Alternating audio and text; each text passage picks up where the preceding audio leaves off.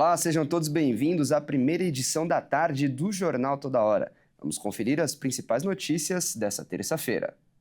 Olha só, o presidente Lula manifestou preocupação com os efeitos do conflito no Oriente Médio na última segunda-feira.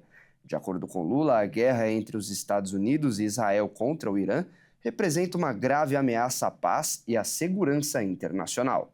Após o encontro com o presidente da África do Sul, Cyril Ramaphosa, Lula defendeu a ideia de que países desenvolvidos como o Brasil e o país africano precisam se preparar militarmente no atual cenário global. Aqui ninguém tem bomba nuclear, aqui ninguém tem bomba atômica, aqui os nossos drones é para agricultura, para ciência e tecnologia e não para guerra.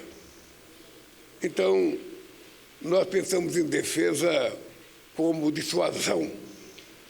Mas eu não sei se o companheiro Ramaphosa percebe que se a gente não se preparar na questão de defesa, qualquer dia alguém invade a gente. Então essa é uma coisa que o Brasil tem necessidade similar à necessidade da África do Sul. E que, portanto, nós precisamos juntar o nosso potencial e ver o que a gente pode produzir junto, construir junto.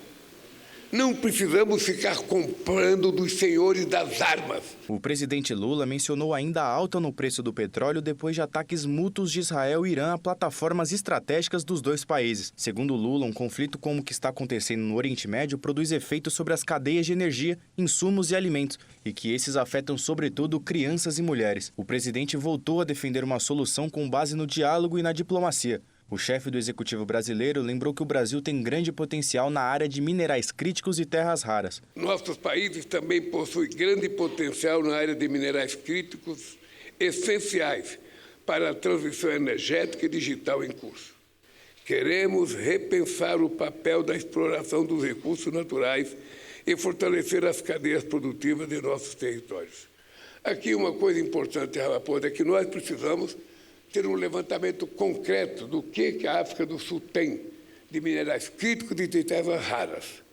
O Brasil até agora conhece o potencial de 30% do seu território e nós temos muita coisa. E já está avisado ao mundo de que o Brasil não vai fazer das terras raras e dos minerais críticos aquilo que foi feito com o minério de ferro. O Brasil tem a segunda maior reserva do mundo dos minerais críticos, considerados essenciais para a produção de veículos elétricos e de armas modernas. A posição que vem sendo defendida pelo governo brasileiro é a do multilateralismo, ou seja, não fechar acordos exclusivos com nenhuma nação. Outro ponto que também faz parte do pleito brasileiro é de que o Brasil não atue apenas como mero exportador de minerais críticos, apesar de o governo estar aberto a negociações com outros países. A ideia do presidente Lula é de que o processo de industrialização desses minérios ocorra no Brasil para agregar valor no país. E o ministro das Relações Exteriores do Brasil, Mauro Vieira, conversou por telefone com o secretário de Estado dos Estados Unidos, Marco Rubio, sobre a relação entre os dois países. O diálogo ocorreu após o governo americano sinalizar a intenção de classificar as facções criminosas brasileiras como organizações terroristas. Vamos conferir.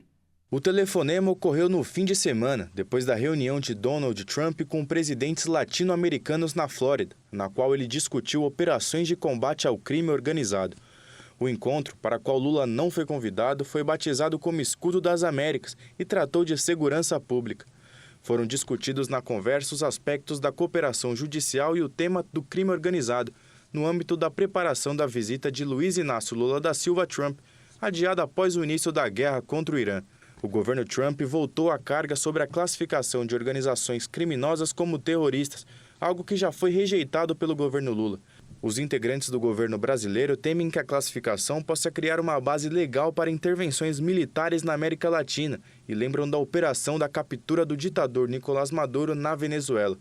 No foco de Washington estão as principais organizações com raízes no Brasil e Operação Continental, além de elos na Europa, como o Primeiro Comando da Capital e o Comando Vermelho. A ideia encabeçada pelo secretário de Estado dos Estados Unidos, Marco Rubio, está bem avançada. A proposta deve ser levada ao Congresso para aprovação. Conforme a legislação norte-americana, o governo dos Estados Unidos possui mecanismos legais e políticas ativas que permitem uma intervenção, incluindo o uso de força militar e de operações unilaterais contra organizações designadas como terroristas estrangeiras. O secretário de Estado pode designar os grupos como terroristas, permitindo as sanções financeiras, as restrições de imigração e a ação militar.